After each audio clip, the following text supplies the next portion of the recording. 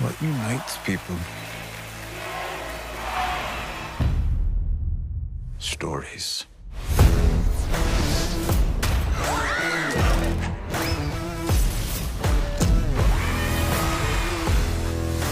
Kaboom!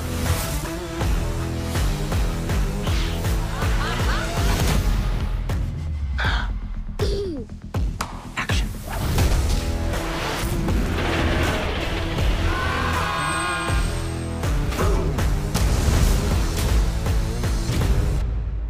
There's nothing in the world more powerful than a good story.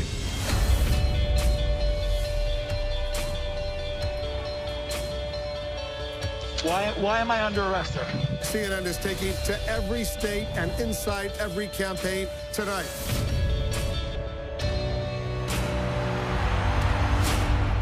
Don't let anyone tell you you can't achieve anything you want to.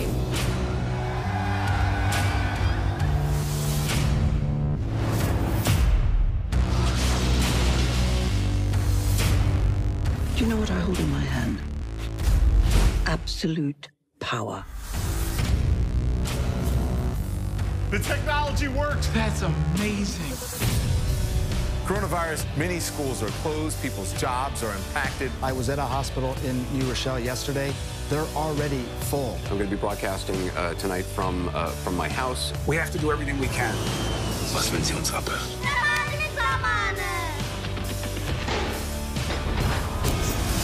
The world needs you.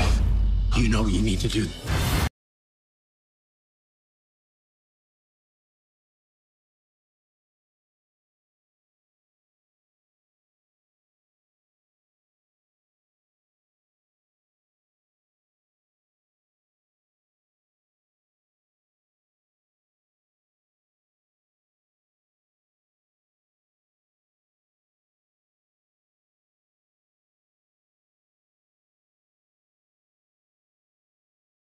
A home worth $100,000. What is happening right now?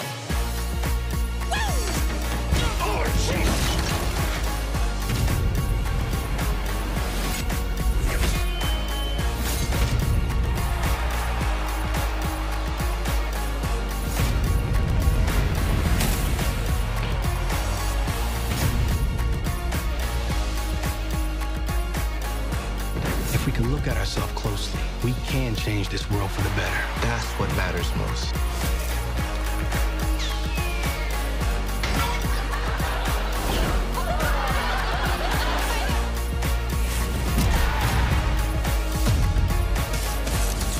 Here's to us.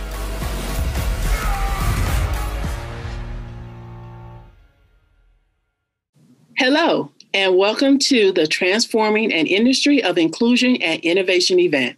I'm Teresa Edwards from WarnerMedia, and we are proud to be a sponsor of Tag Converge 2020. WarnerMedia views diversity, equity, and inclusion as business and moral imperatives. As a company of storytellers and journalists, we have the responsibility to make sure we have the collection of voices, the people whose story reflect and connect with the global audiences and communities we serve. We recognize that racism, inequality, violence, and hatred are real, and those realities impact every one of us. As leading media and entertainment company, we seek to inspire and impact the communities in which we live, work, and play. By empowering diverse voices to tell their story to global audiences and through our corporate social responsibility work, it is essential that our content, creative partners, and employees reflect the diversity of our society and the world around us. So before we get started, I would like to introduce our amazing moderator and panelist. She is the Director of Technology and Human Capital Management. Please welcome our moderator, Stacey Rivers. And for our panelists, she is the co-founder and co-producer of Latinas in Media Atlanta. Please welcome Denise Santos.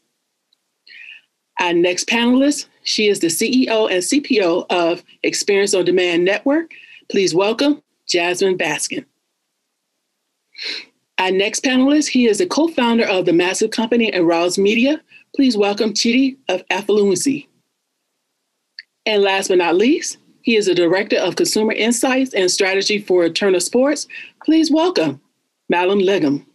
Thank you. Stacey, take it away. Hello, panel. You guys look fantastic. Thank you so much for being here today. Today we're going to have a conversation, and looking through the lens of COVID-19, we're going to look at minorities in media and talk about some of the challenges that we're having, as well as, even more important, the solutions that can be implemented today. And so if we're ready to get started, we're going to jump right in, and I'm going to go first to Miss Jasmine. Jasmine, the coronavirus outbreak has caused widespread economic hardship everywhere. For the media and entertainment industry, what changes have you experienced, and how are you or your company adjusting the business model and technologies to survive or even try to thrive during a pandemic? Of course. Thank you, and thank you all for having me here. So I'm currently the CEO of a company called Xperienc, which is a streaming platform. And really, when you look at the streaming industry in particular, there's been a major surge in OTT and streaming platforms, hitting as much as $435 billion just during COVID. That includes the increase in subscriptions with Netflix and Hulu, Disney Plus, and more, including how it's changed the movie industry. So the adoption of streaming platforms is really positive for us and my business during this COVID season, but there are definitely some caveats that come along with it. Think about the more people watching content, the more consumption people are going to have. So the more content is required overall. And at Xperienc, we're mainly centered around virtual and online engagement. So not just watching content, but truly making it meaningful. So we've taken advantage of the boost in streaming opportunities and really just trying to make people feel closer together. So we've taken a more communal approach in our marketing efforts and how we interact with our independent creators and our viewers.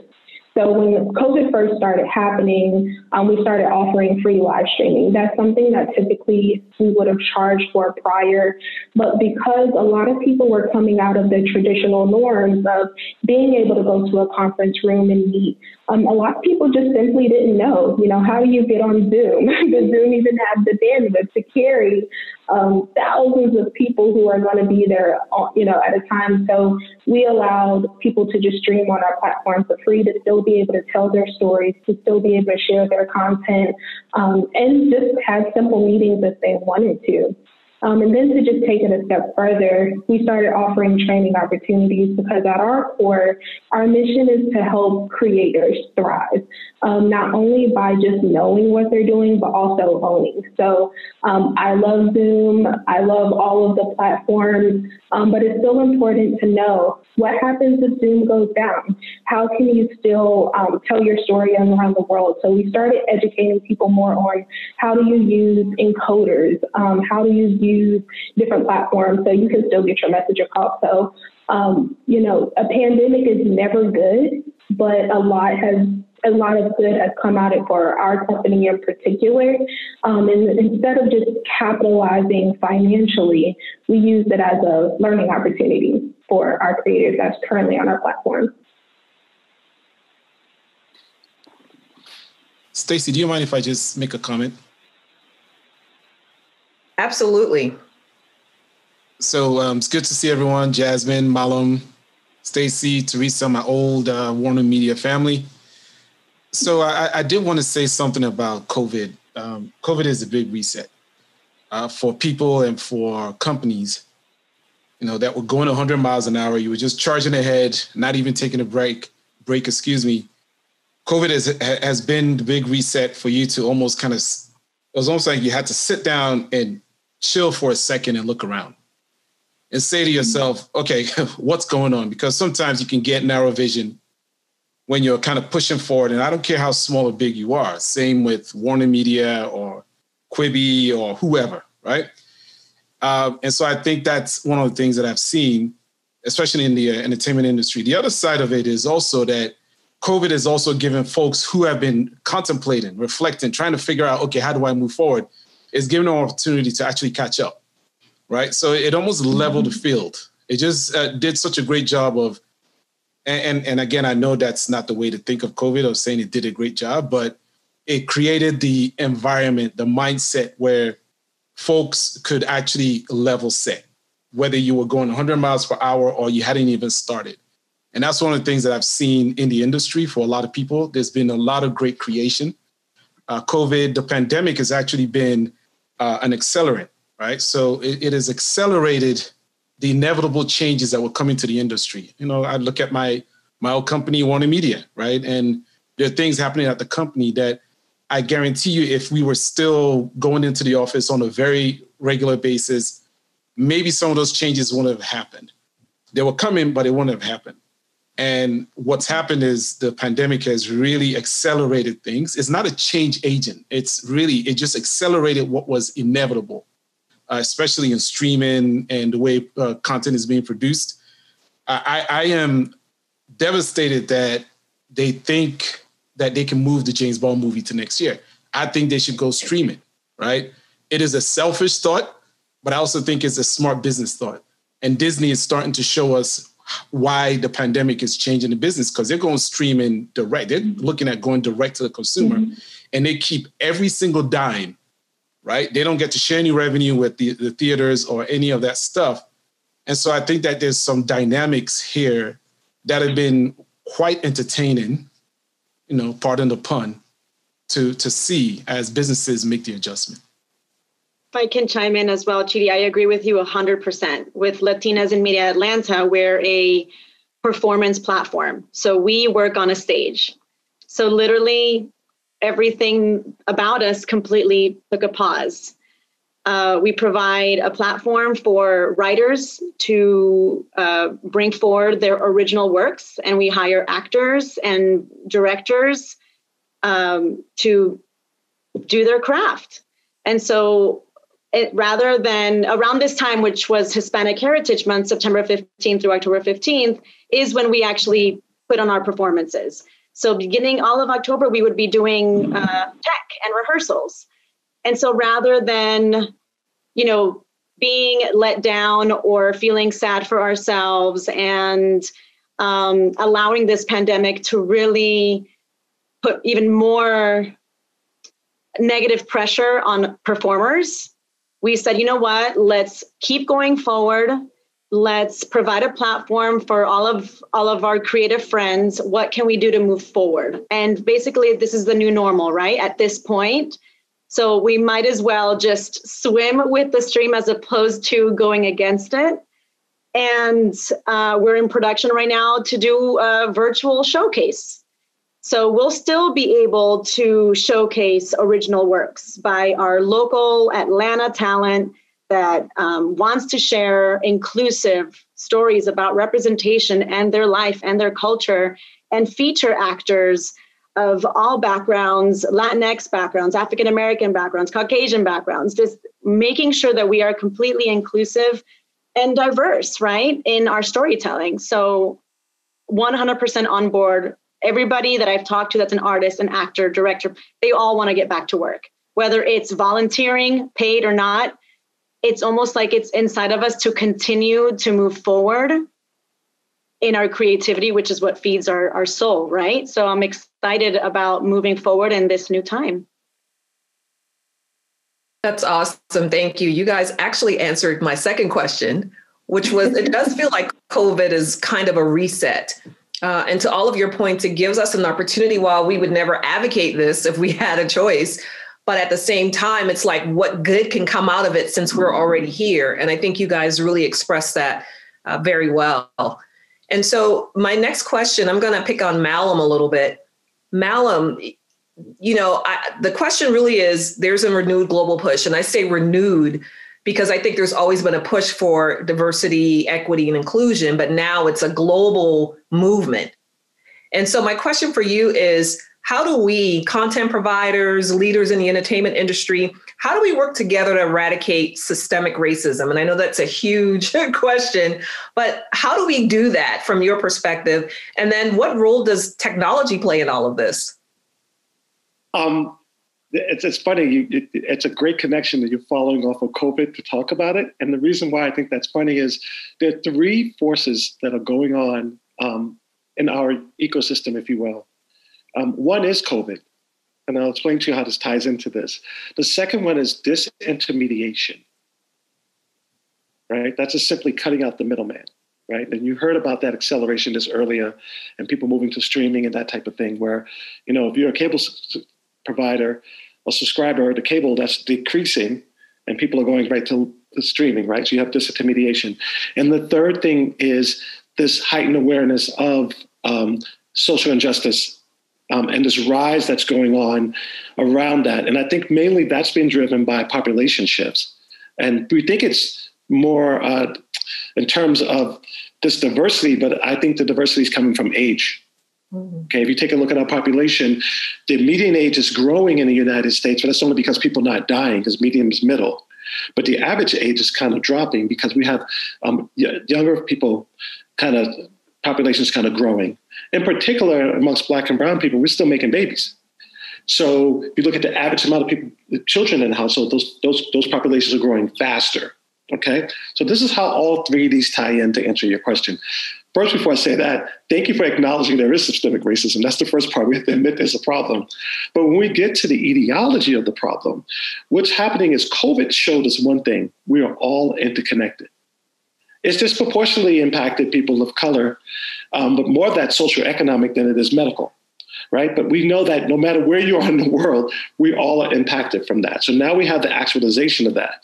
We also have the actualization of people that are generally on the move being home. So when something like Floyd happened, there's nowhere else to go. That's in your face. You have to take a look at that and look at that in your world. And then you tie that with a younger group of people that are coming in that are more adapted to an asymmetrical mindset with power than an asymmetrical mindset. So when I grew up, it was fight the power, right? Now my kids, we are the power. And when you tie all of that together, that's going to raise an awareness, right? Because now you have a younger group of people with a voice that, remember, there's symmetry now, right? And it's disintermediation. So they can get their voice out much quicker. Social media, right? Interaction. Then you have businesses going to disintermediation. Now, what does that mean for like a business like WarnerMedia? We used to be a B2B business. So if someone got killed, because Black people being killed by police officers, Black and brown people for years, right?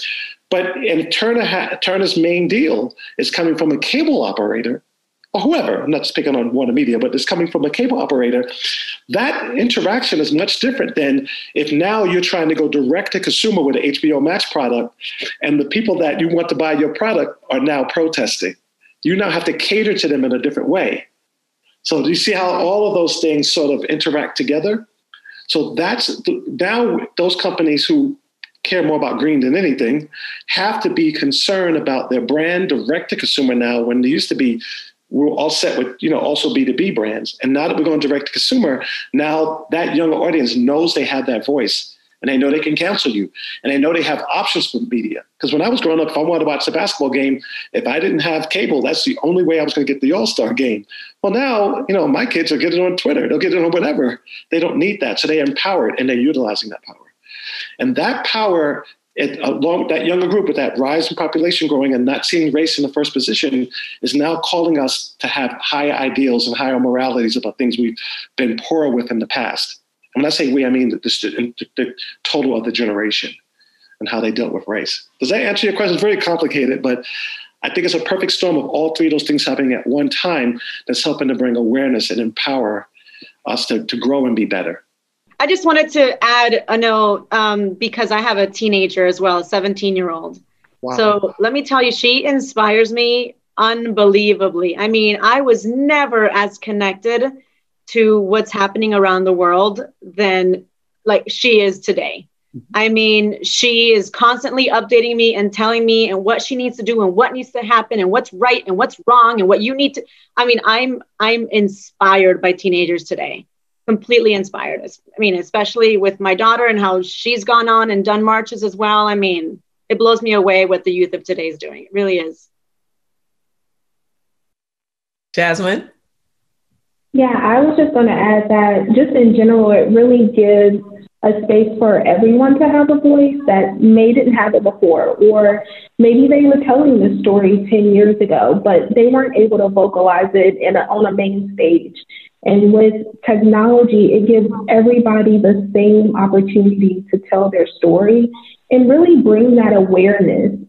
Because I know sometimes it's difficult, but when you're able to tell your story to your direct fans, to your direct following, you have more people believe in you, which I think enables more people to really share what's going on in their world. And companies in general, they have to listen to that, especially being B2C. You have to listen to what's going on, speaking towards what you said, knowing your audience. It's almost impossible, to not include women, to not include minorities when women have 80% of buying power. So, how do you make decisions for your company, but you don't know their side of the story? And I think, technology has really been able to amp that up for everyone, to hear their voice, to hear their side, and really, instead of filling out a survey, your story counts as that survey for companies to change the way that they do things.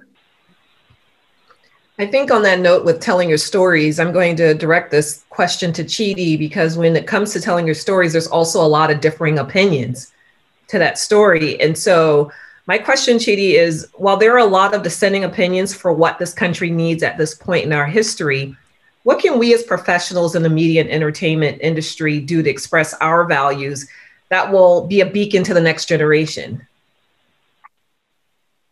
Yeah, that's even with the 1 day, 2 day preparation, that was a tough question to think about, right? It's tough, because when you say, what do we do? This is a highly fragmented world now. I mean, and I'm talking about just platforms, access. I mean, TikTok, I'm still trying to figure out what's going on with TikTok. And clearly that's a platform that is so powerful now that it's attracted the attention of the president, right? And so what do we do? We keep telling our stories, right? And we tell real, authentic stories. That is what has, the one thing that the United States has had as an advantage over many countries, although that advantage has literally narrowed to very slim margins, is we had such a strong creative energy that spread this soft power that the United States has had across the globe, right? So that's why hip hop was able to become this global phenomenon. That's why you have many of our creatives becoming the stalwarts of global taste. However, the challenge with that fragmentation is now there's whiplash. You're kind of all over the place. And so what we need to do is we need to tell our stories, but we need to tell real stories, authentic stories. We need to tell stories that go above just kind of the mundane. There's a lot of things going on, especially when there's, we talk about systemic racism. It's not just, it's not just an issue of Black or white. It's also kind of from an immigration standpoint, this exceptionalism that the United States is taking to the next level with this administration, where other cultures are looked at as, okay, don't even come and mess with us, right? And so those stories need to be told too. And that's why a WarnerMedia or an HBO Max or whoever, Disney Plus, they need to make sure that they're going out there and getting stories from every part of the country, every aspect of the globe, so that you're telling everybody's stories and not just some narrow vision, right, of what some people think we should do. So that's what creatives should be doing. We should be telling those stories, and we should be all over those stories, and we should be digging for those stories. Okay, Netflix, I'm going to give them a lot of credit. They are probably one of the platforms that has done a good job of really internationalizing their platform.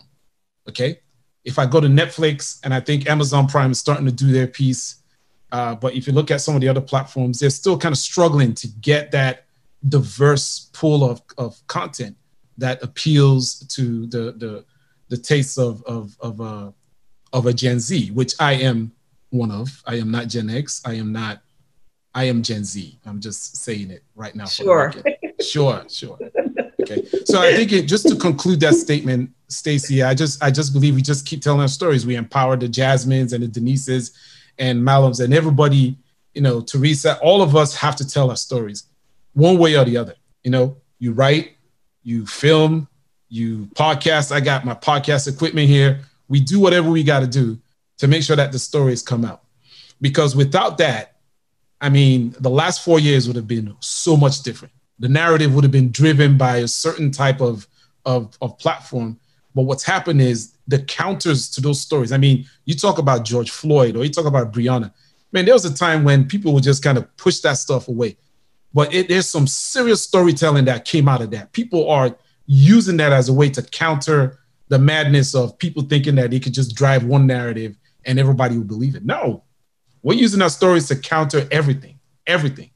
And there's more to come. So that's what we do, is we do that storytelling and we nurture it and we push it. I think, Mallom, that you've really kind of hit on, and both you and Chidi did, the storytelling, but underneath that, undergirding that is the technology. And that's what I want to dig into a little bit, because then there's still a divide there, right? And where I'm heading now is the Wells Fargo CEO who, admitted that he was not informed when he made the comment that, there was not a pipeline of talent with Black and brown people. Yeah.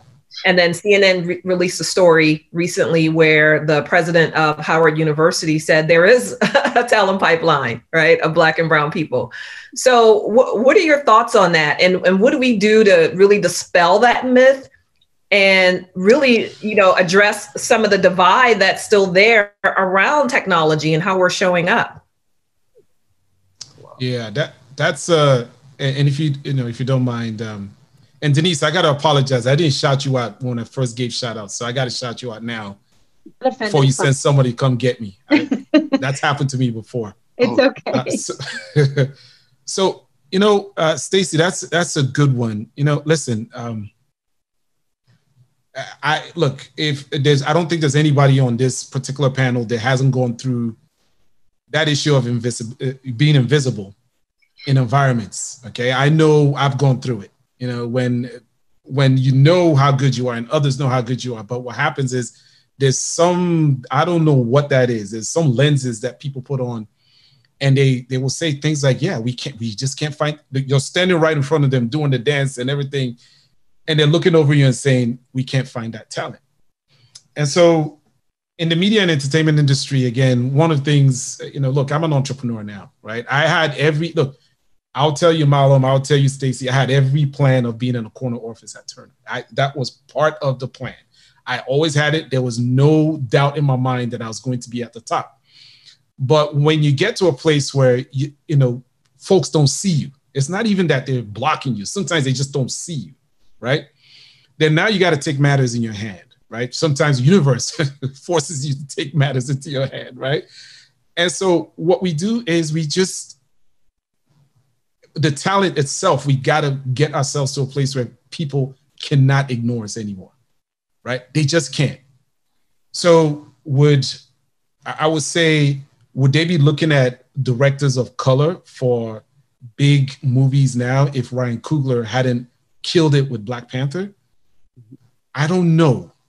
But I can tell you that he really removed that cloak of invisibility on the ability for a Black man or a Black woman or a Latino man or a Latino woman and other directors of color to make blockbuster movies. So we got to show them the work, right? We got to show them our work. We just have to, and also amplify the folks who are doing it. That's the other piece. Is because if you're invisible and if you're not being amplified, nobody's going to hear you, nobody's going to see you. So we need to amplify that work. And that amplification requires that many of us, we have to almost many times embody this beginner's mindset. So we have to be ready to unlearn pretty much everything that we know and relearn. I've done that, right? 7, 8 years ago, I was a different type of person. Now I'm in a different space, okay? We need to stay learning. It is so important for us to be nimble and open to new ideas. That way we don't stay invisible. And you notice I'm putting it on us. I'm not putting it on them, because if you put it on them, that's like telling people Black Lives Matter and they're looking at you like all lives matter. And you're like, oh my God, I can't believe it's not getting through to you. The fact of the matter is you have to focus on yourself, right? And we as a community have to kind of be open to new opportunities, relearn stuff, unlearn stuff, and just be infinite learners. And that will give us as many opportunities, entrepreneurial, corporate, combination of those. I think we will do well with that. But it's easy to go to to the fiction of, oh, we can't find any talent, and people are getting checked now. Like they're getting checked and the reason they're getting checked is the Gen Zs and all the younger folks at the corporate environment are not letting these people get away with this stuff anymore. You know, the Gen Xers and the boomers, I gotta say, we were just trying to hustle. We were just trying to keep our jobs. So we weren't maybe as aggressive as pushing back, but these young people are pushing back. You can't even open your mouth and say some nonsense anymore. They will come to your office and demand that on TikTok that you denounce everything that you just said. And that's good for us. Can I add something to that? Chidi, I just wanted to also add actually, because when we receive stories, a lot of them are open ethnicities. And so as producers of our showcase, and you mentioned, you know, amplifying voices, because we provide a platform, because we want to amplify those voices, now it's up to us to make sure that we're inclusive in our casting, to make sure that we put that on the table and that we are working hard on our best to represent as many ethnicities as we can. And of course, shining a light on our Latinxers as well, which in Atlanta, I wish we had so much more diverse Latinxers. I'm from Miami, and the diversity in Latinx folks is just, it blows my mind. And so after moving to Georgia, I'm like, oh, wait, where are my people, you know? So yeah, Georgia's a little different. I know. I mean, I've lived here 12 years already. I know. I could tell. I mean, I'll never forget, you know, going to the park with my twin sons, and my boys were blondies. Their dad is Brazilian, so they had some nice tan skin, but I had a lady come up to me, automatically assume if I was the nanny. And so, and I don't, you know, and I don't consider myself a Latina of color because I'm so white, you know, I'm like, bronzer, please, and here. So I'm like, okay, what does that mean? Like, why are you assuming that I'm the nanny, you know? So that just reinforces where I am today and why I want to continue to amplify the voices, amplifying the stories. I think, Mallom, you were talking about, you know, talking about from the standpoint of immigration, of real stories, of the root of where we come from. But not only that, also successful Latinxers that, you know, a lot of them did come to this country and did fly on a plane and got their citizenship and succeeded, or had to, you know, get to Miami on a boat, but now are successful business owners. You know, it's success from all standpoints, not just the constant suffering, but showing the challenges and then also where you come out at the other end as well. Yep. I totally agree. And I actually had this statement wrote out that said, a part of increasing diversity is raising awareness and letting it be known that you are here, you are capable, and you have the same, if not more, qualifications. And to what both of you all were saying, like, I totally don't put it on anyone else other than myself, and holding myself, my team, those around me accountable to go get the certifications, even if you didn't get the degree. To go knock on the door. And I think that's something that people used to do all the time. You wanted an opportunity, you knocked on the door. You didn't wait for it to come to you. And at my company, I mean, majority of us are African American. It's not necessarily intentional. It's just the way that we hired. But I think the second portion of that is passing the torch. I've been blessed to have awesome mentors who you know, they said, hey, I don't have a job for you, but follow X, Y, and Z, and I'll make sure that you get an opportunity. But it wasn't a handout. I had to do the work. I had to learn. I had to be able to have the conversations, articulate what I wanted, what my mission was. And I think the second portion of not only being diverse and holding ourselves accountable, but when we get there and when we're along the way, help others, but hold them accountable. Don't just give them a handout, but say, hey, learn how to operate the camera, learn what the different chords are, you know, learn the terminology of the industry. And with that, you start to build your tribe, not only diverse, but whoever it may be in your corners, you start to really grow your field. So I think the more people operating on the same level of intelligence and enlightenment, we all get to where we need to go. Stacey, if I could bookend this, not bookend, but if I could bookend my comments at the very least. Yes, and I was going to say we're coming up on time, so I would love if you would just wrap this up for us nicely, Chidi. Okay, well, let me just use the example of Quibi. No pressure. I know. So if you remember, if those of you who are in the industry, we know who Quibi is. Quibi is this multi-billion-dollar company that was founded by Jeffrey Katzenberg and Meg Whitman, right? And only lasted 6 months and it died. And I can't even get a conversation for $200,000, right? To do what I'm trying to do. And it's easy for me to say, well, the system is against me. System's not letting me do things. But what I'm doing is, what I realized with Jeffrey Katzenberg and Meg Whitman is that they've built what I would call believability. They've done things that have given them the ability to raise that kind of money or to build something like that and even fail so spectacularly, because I promise you both of them will end up doing bigger things in the next 3 or 4 months, right? So one of the things I would say is that we have to build up our believability. We need to be around people who have believability, right? Credibility. And so the one statement that I wanted to use here, somebody said to me that, we need to separate our winning instincts from our losing ideas, right? It's easy to confuse the two of them and fight for the wrong thing. So we need to have that winning instinct and be able to say, listen, I'm just developing this reputation. I'm developing this believability that allows us to now take control of what needs to happen in the media and entertainment industry to help change the narrative out there, right? Because that's the key, is the narrative will keep being the narrative until somebody else comes in and rewrites it. And that's the job that we are given, is to rewrite that narrative. That is powerful. I want to keep quiet. Thank you. Drop that mic. Thank you. Well, everyone, unfortunately, that is it for this session. I thoroughly enjoyed this, and I could talk to you guys easily for another hour. I really appreciate your contributions today. So thanks to our panelists for sharing their contributions and their perspectives. And thanks to TAG for sponsoring this forum that will hopefully spawn much needed outcomes for a more inclusive industry. Thank you, everyone. Thank you. Thank you. Thank you.